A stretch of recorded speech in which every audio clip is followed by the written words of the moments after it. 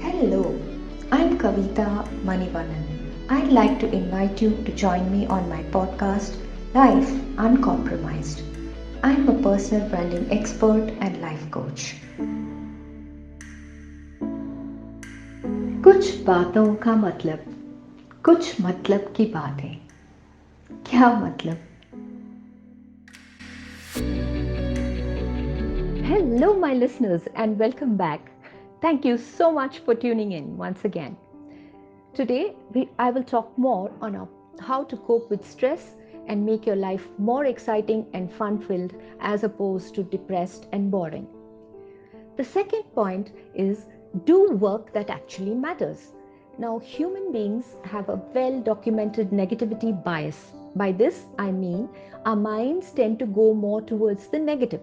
For example, if you're laying in bed at night, exhausted but not really sleepy, and it's dark and you've got nothing external to focus on, just think, where does your mind go?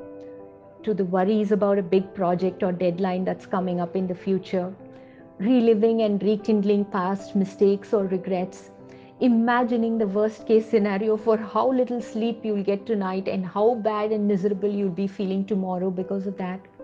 But why does this happen? Why does our brain gravitate towards the negative? The reason is something called evolutionary adaptive. I'll explain what this is. Now, for all our ancestors,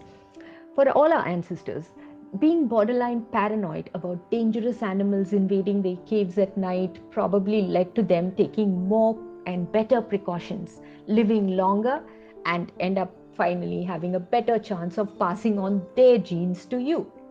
Now, in any case, most of us are stuck with this evolutionary heritage.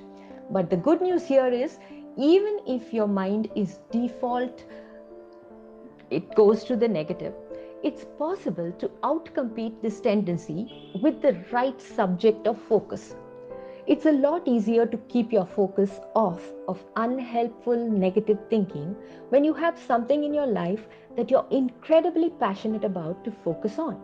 For example, suppose you're just home alone for the weekend and your whole family is out of town and all your friends are busy and you don't have anything interesting or meaningful in your life to work on. It's going to be relatively easy for your mind to start worrying about the future or getting lost in regrets about the past. On the other hand, if you have an interesting hobby or a side hustle that you're just desperately dying to get to work on, being alone for the weekend actually seems like a blessing, and your mind will have an abundance of motivating, interesting things to focus on, which means less stress and anxiety and more excitement and curiosity. The best way to avoid losing your mind in worry and negativity is to have something meaningful and enjoyable to focus on instead. The third thing is spending more time with people you actually enjoy. Now, it's really sad that many people are trained from a young age to end up spending time with the people they don't actually like.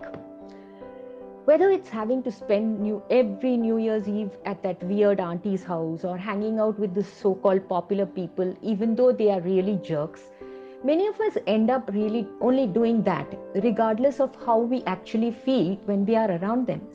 This might sound like a trivial thing, but actually other people affect us. Our moods, our thought patterns, even our sense of self in a profound way.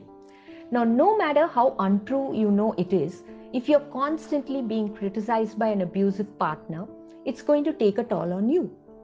No matter how often you remind yourself that you're not the boss and company decisions are not up to you, working for an incompetent person will drive you nuts eventually. No matter how good it is for your reputation around the firm, spending all your free time with your meathead co-workers instead of your real good friends is going to make you unhappy. Now, when times are stressed and tough, one of the most important buffers we have against the stress is quality relationships and friendships. By this, I mean spending time with people who really understand us, who we feel comfortable around and excited to talk to, people who are genuinely understanding and compassionate when we are struggling, and people who appreciate us for exactly who we are. But you can't take advantage of the benefits of quality relationships if your mind is already convinced that you need to spend all your time with the people whom you really don't like. Like if you've convinced yourself that you need to stay in an unhealthy marriage, or you need to attend every family gathering even if you get bored to death out there, or if you need to stay at a job simply because it's so prestigious despite being filled with such horrible people. Life is too short to spend surrounding yourself with people you don't enjoy. If you want to feel less stressed and anxious and more confident and comfortable, then make the choice to spend more time with the people who really matter.